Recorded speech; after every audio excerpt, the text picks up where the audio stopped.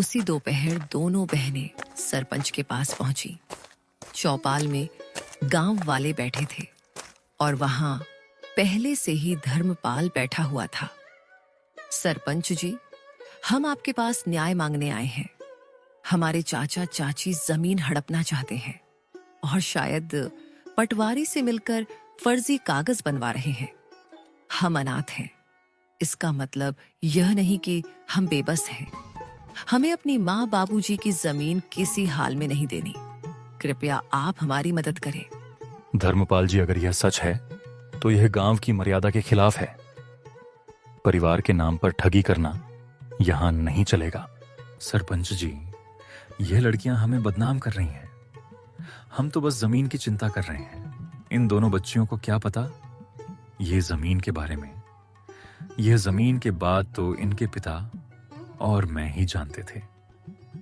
मेरा भाई तो अब इस दुनिया में नहीं रहा, इसीलिए अब मुझे ही तो सब कुछ देखना पड़ेगा।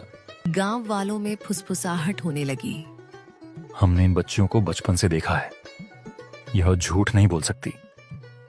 धर्मपाल के मुंह में राम बगल में छुरी। हम सब समझते हैं इसके बारे में। सरपंच ने इस बात को अगले दिन पंचायत में विस्तार से निकालने की बात की और फैसला अगले दिन देने की बात कही। बहनों की आंखों में पहली बार उम्मीद की चमक थी। रात को झोपड़ी में दोनों बहनें आपस में बात करती हुई, दीदी क्या कल हमारा साथ देंगे गांव वाले? देखते हैं क्या होता है। मुझे किसी पर भी भरोसा नहीं रहा है। आखिर माँ बाबूजी के जाने के बाद मदद ही कहाँ की किसी ने हमारी। हमें बस भगवान पर भरोसा रखनी होगी। माँ बाबूजी तो नहीं है, पर उनका आशीर्वाद जरूर है हमारे साथ। आप देखना दीदी, हमारे साथ कुछ बुरा नहीं होगा। रात गहरी हो चली थी।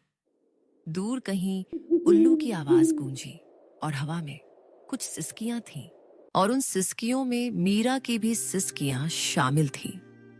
दोनों बहनों को चिंता की वजह से नींद भी नहीं आ रही थी। दीदी, विश्वास ही नहीं होता है ना कि हम अब अकेले हैं।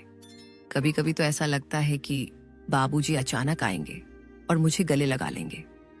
हाँ मीरा, मुझे भी उनकी कमी खटकती है, लेकिन तू चिंता मत कर, मैं हूं ना। जब तक मैं जिंदा हूं तुझे किसी चीज की कमी नहीं होने दूंगी। लेकिन दीदी, जब माँ बाबूजी गए तब सबने कहा था हम हैं तुम्हारे साथ। फिर धीरे धीरे सब दूर होते गए। चाचा चाची तो जैसे बस हमारे हिस्से की जमीन के लिए ही हमारे करीब थे। ज्योति की आंखों में आंसू थे, लेकिन उसने उन्हें छुपाया। उसे अपनी बहन के सामने कमजोर नहीं पड़ना था। मीरा, रिश्ते अब खून से नहीं धन दौलत से बनते हैं, लेकिन हम भी अब चुप नहीं रहेंगे। अगर हमें अपने अधिकार के लिए लड़ना पड़े तो लड़ेंगे।